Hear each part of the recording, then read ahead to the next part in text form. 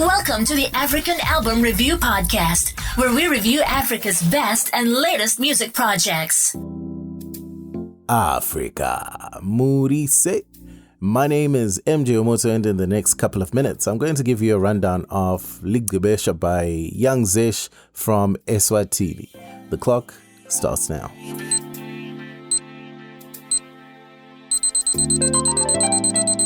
The latest African album review is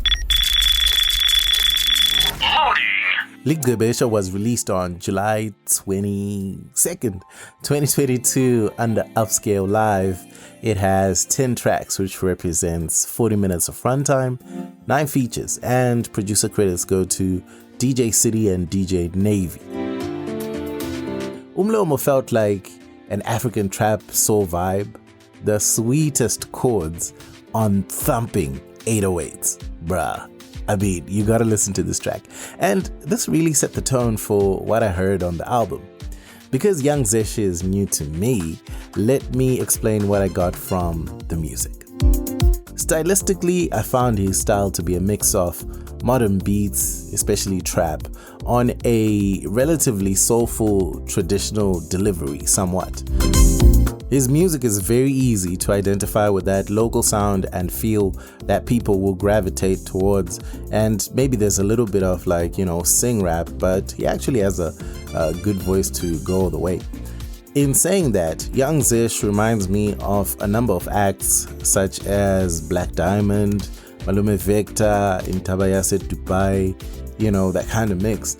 The music on Ligcebesha was sort of, African trap soul when I'm talking genres, reggae, amapiano, hip-hop, but amapiano, to be fair, was only the last song, and some local Eswatini folk sounds infused in that. It's not one thing, and that makes it very unique and also enjoyable. However, a lot of it was, fusion more than just different genres altogether. The sequencing on Ligcebesha was very good and kept me feeling eager to hear what's next. Nembeza was a highlight in that it came in at number 5 on the album and gave almost a break to what the music had been prior. More of a, let's take a back seat a little and actually take it back. And this was the first single from young Zesh that he dropped, from what I can see, on Spotify. Maybe it was a little bit misleading for him to drop this one as the first single, because his album feels different as a project. But I mean, there's no real formula to this. Nembeza is actually a powerful single to start with, to connect with more people locally just because of how it sounds. Just as well, he slotted in the essential final gospel song, like I said, as the closer for this album, and that was on the amapiano vibe, featuring Stella. Stella's got a voice, by the way. Nice stuff. I really think from the whole album, Kakuza with the legend Lyrical Buster is the song to watch out for. It has the right amount of vibe, plus local, plus relatability to the world outside to do some serious damage.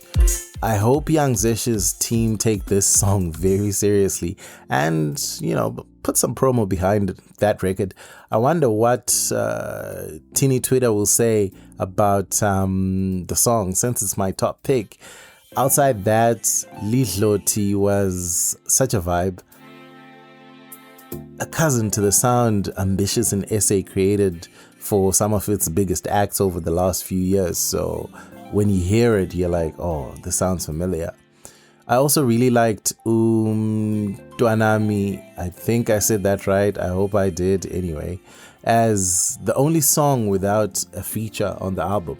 So it gave me a really good look at young Zesh's style by himself.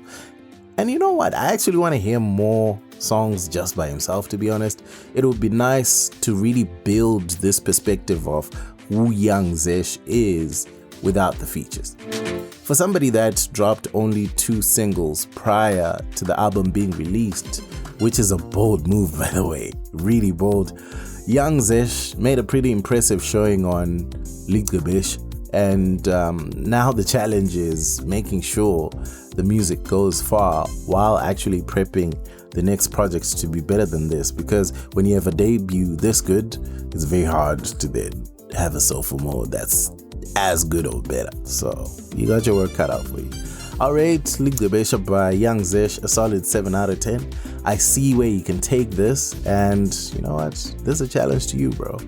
Let's hear more songs by yourself, and yeah. Moto Music, the best place to listen to podcasts about African music online.